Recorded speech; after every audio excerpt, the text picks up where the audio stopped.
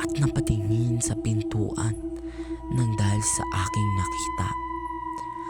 Ako'y ulit nakatulog na dahil baka pinaglalaroan lamang ako ng aking mga kapatid.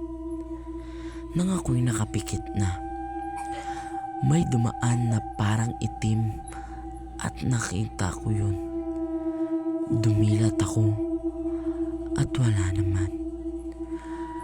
Nang ako'y makatulog, naramdaman ko na may kakaiba sa pintuan. At doon, napadilat ako muli at nakita kong isang anino. Ako'y napaisip na baka pinagluloko lamang ako ng aking mga kapatid.